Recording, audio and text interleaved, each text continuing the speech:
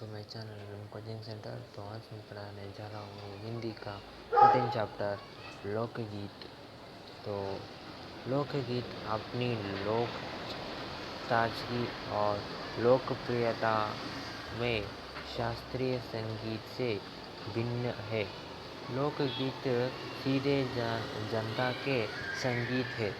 घर गांव और नगर की जनता के गीत है। यह लोकप्रिय गीत सीधा एक संगीत है। वह घर गांव लोगों का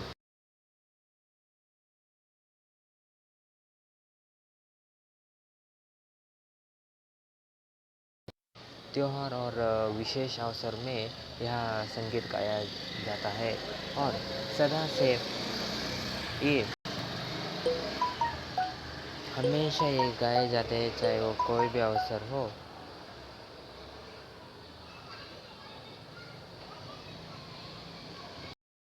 गाए जाते हैं चाहे वो कोई भी अवसर हो। और इनके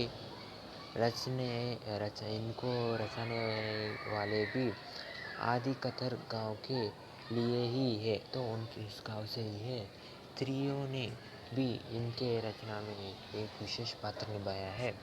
ये गीत बड़ा बाजे की मदद की बिना ही या साधारण ढोलके, झांझ, करताल, बांसुरी आदि मदद से ही इस गीत को हम बना सकते हैं। एक समय था जब शास्त्रीय संगीत को के सामने इनको इनको ये संगीत नहीं चलेगा ऐसा समझते थे। अभी हाल तक इनकी बड़ी उपेक्षा की जाती है। तो इस समय में यह बड़े उपेक्षित है, इनको सभी बुलाते हैं। पर इधर साधारण जनता की और जो लोग की साधारण जनता की और जो लोग नजर फिरे हैं, तो साहित्य और कला के क्षेत्र में भी परिवर्तन हुआ है। तो जैसे परिवर्तन होता जा रहा है, साहित्य और कला के क्षेत्र में भी नए नए परिवर्तन हो रहे हैं। अनेक लोगों ने विविध बोलियों के लोग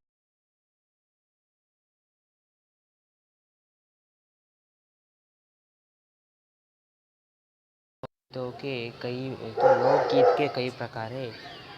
इनका एक प्रकार तो यह है कि जो उत्सवी और सजीव है। एक प्रकार उत्सवी और सजीव है। यहाँ हम देशवासी आदिवासियों का संगीत है। आदिवासियों का संगीत है। यह संगीत मध्य प्रदेश, दक्कन, छोटा नागपुर और आदि जगहों पे इस गाने का उपयोग होता है, जिनमें आज भी जीवन नियमों की जकड़ पर बांधना सका और नृत्य लहराता है। तो यह एकजुट होते हैं और हमेशा साथ रहते हैं।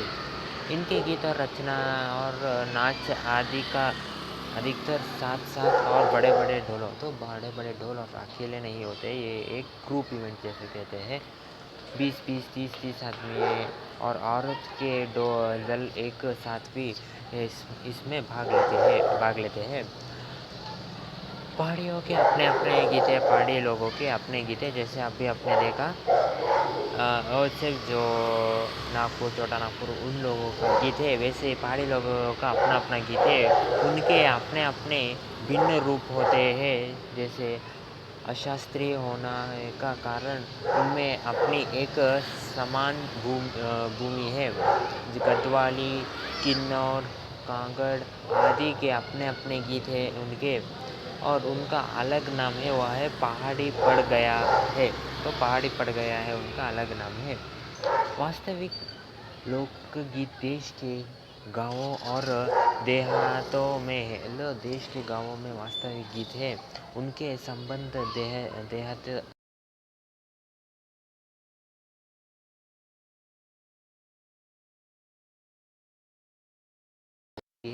इनमें वही जो जनता है वही जानती है।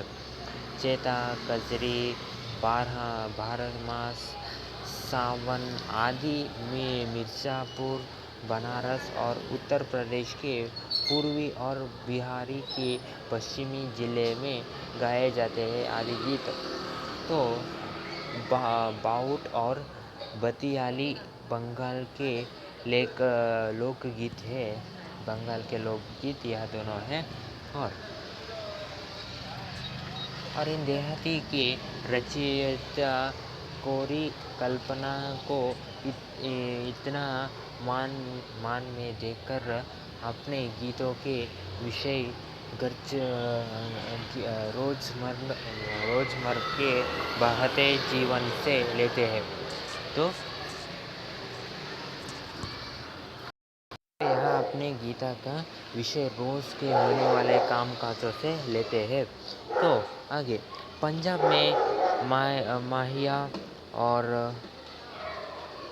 इतर माहिया आदि इस प्रकार के गाने गाए जाते हैं।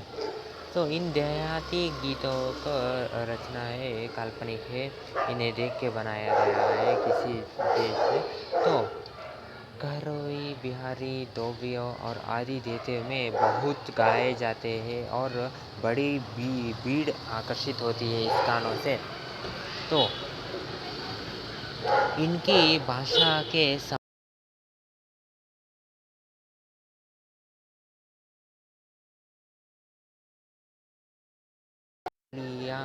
में गाए जाते, तो यह लोकगीत में गाए जाते हैं, उनके भाषा में यह गाए जाते हैं। तो भोजपुरी में करीब 30-40 वर्षों से करीब 30-40 वर्षों से विदेशियों का प्रचार हुआ है। विदेशियों का प्रचार ही वहाँ पे हुआ है। गाने वालों के अनेक समूह इन्हें गाते हुए देहाते में फिरते हैं, तो इन्हें गाते हुए देखते रहते हैं। उधर के जिलों में विशेषकर बिहार में विदेशिया से बढ़कर दूसरे गाने लोकप्रिय नहीं है। तो विदेशी गाने वहीं पे लोकप्रिय है, दूसरे कोई गाना नहीं है। इन गीतों में आदिकतर रसिक प्रियों और प्रियाओं की बात रहती है। तो आदि कथा पुराणों जैसी परदेशी प्रेमी और इनसे करुण और विरह का रस बरसता है। तो जंगल की जातियों आदि के भी दल गीत होते हैं। तो जंगल के लोगों को भी दल गीत होते हैं। तो पुरुष एक और स्त्री दूसरे और एक दूसरे को जवाब के रूप में दल बादियाँ गाते हैं और दिशाएं गूंज देते हैं। तो यहाँ पुरुष और स्त्री दोनों मिल के गाते हैं। तो एक दूसरे प्रकार के बड़े लोकप्रिय गाने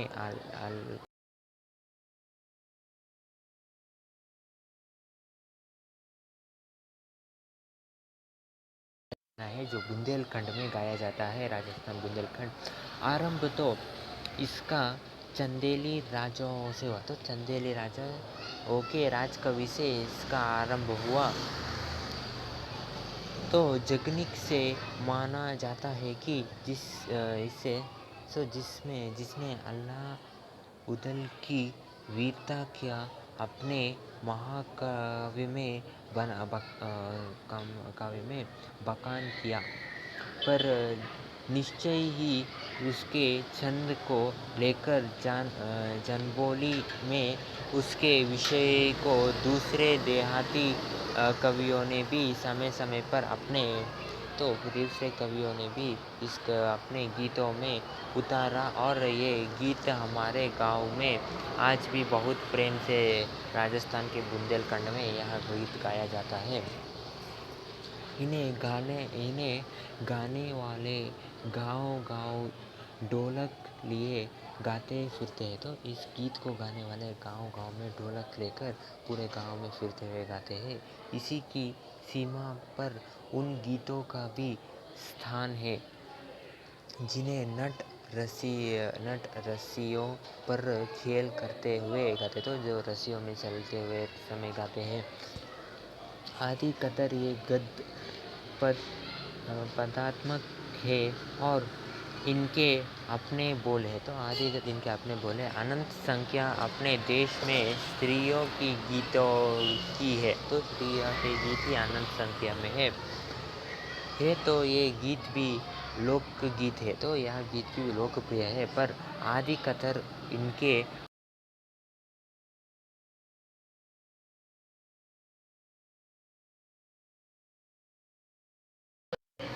भी अधिकतर वही है। तो वैसे मर्द रचने वालों या गाने वालों की भी कमी नहीं है। तो मर्दों में भी गाने वाले और गाने बनाने वालों को भी कमी नहीं है, पर इन गीतों का संबंध विशेषता स्त्रियों से है। तो इन गीतों का संबंध जो स्त्रियाँ गा रही है वह स्त्रियों उन्हीं से संबंध है। इस दृष्टि से भारत इस दिशा में सभी देशों से भिन्न है, क्योंकि संसार के अन्य देशों में स्त्रियों के अपने गीत मर्द या जनगीतों से अलग और भिन्न नहीं है। तो अन्य देशों में ऐसा स्त्रियों का अपना ही गाना नहीं है। तो त्योहार पर नदियों में नहाते समय के नहाने जाते हुए रहा है, और विवाह के मटकोट जोनार के संबंधियों के लिए प्रेम युक्त गाली के जन्म आदि सभी अवसर के अलग अलग गीत यह गाते हैं जो स्त्रियाँ गाती है। तो यह सारे स्त्रियाँ ही इन गानों को गाती है। इन अवसरों पर खुद आज से ही नहीं बड़े, तो इन अवसरों पर सिर्फ आज ही नहीं तो बड़े प्राचीन काल से भी यह गीत चल रही है। महाकवि कालिदास आदि ने भी अपने ग्रंथों में इनके गीतों के हवा हवाले हवाला दिया है। तो इनके गीतों के बारे में उन्होंने भी बातें कही है।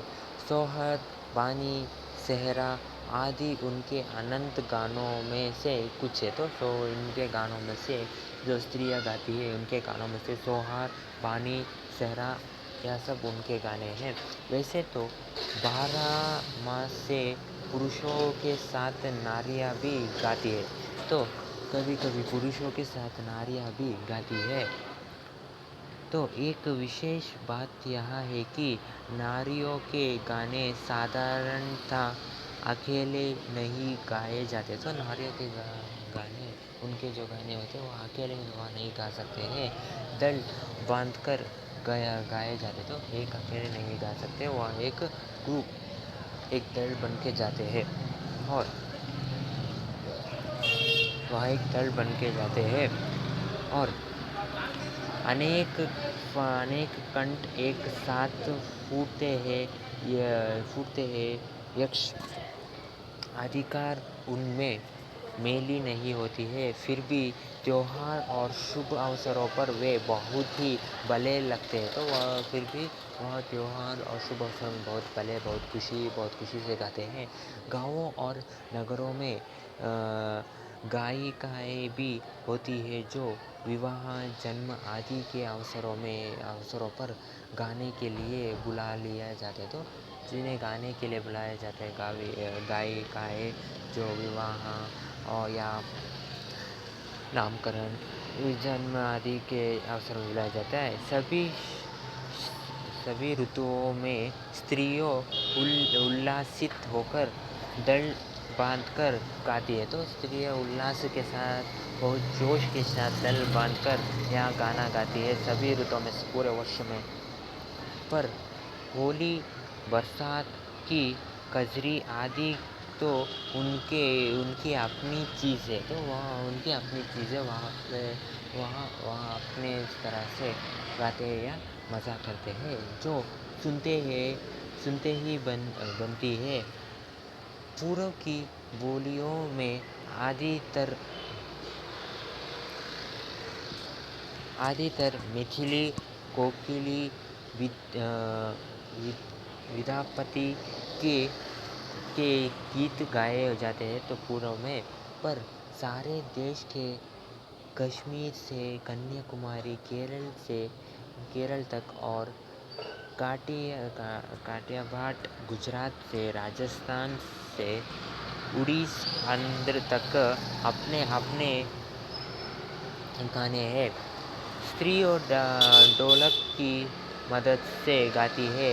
अधिकतर उनके गाने के साथ नाच का भी गाने के साथ वह नाच भी चलता रहता है। गुजरात का एक प्रकार का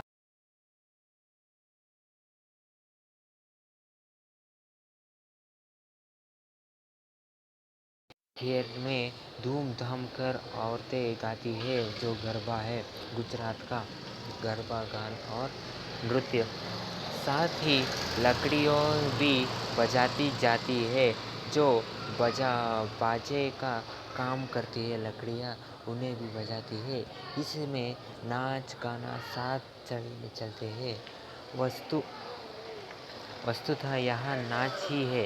यहाँ गरबा यहाँ नाच है मगर गाना भी साथ में चलता है।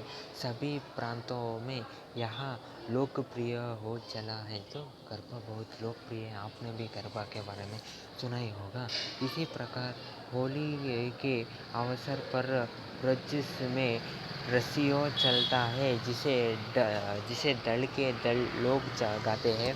तो एक दल के दल दूसरे दल के लोग एक दल के लोग गाते हैं गाना। स्त्रियाँ विशेष तौर पर यहाँ पे गाती है। गाँव के गीतों का वास्तव में अनंत प्रकार है। तो गाँव में अनंत प्रकार के गीते गाए जाते हैं। जीवन जहाँ इटालकर लहराता है वहाँ भला आनंद के सांतों की कमी हो सकती है क्या? जो जीवन हमेशा सुखी जाता है वहाँ पे जो जीवन हमें लहराता है वहाँ पे हमें कभी भी आनंद का कमी हो सकती है क्या?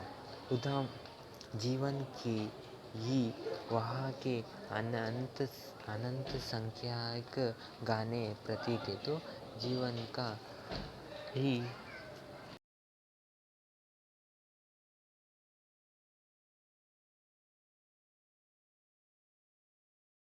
ठीक है। तो जो जीवन है उनका प्रतीक अनंत गाना ही तो है। तो इसे लिखा है भागवत शरण उपाध्याय जी ने। तो मैं समझता हूँ कि आपको यहाँ लोकगीत समझ में आ गया होगा। तो इस पाठ में इन्होंने लेखक ने हमें हमारे तो इस पाठ में लेखक ने हमारे हमारे देश के विविध गीतों के बारे में कहा है। तो यह समझता हूँ कि आपको यह पाठ समझ में आ गया होगा। तो पसंद आया तो लाइक करना, कैसा लगा कमेंट करना और वीडियोस के लिए मेरे चैनल एमएस कोचिंग सेंटर को सब्सक्राइब करना। ठीक है दोस्तों, मैं आपको मिलता हूँ अगले वीडियो में एक और चैप्टर के एक्सप्लेनेशन के साथ। तब तक के लिए take care, have a nice day, bye my dear friends.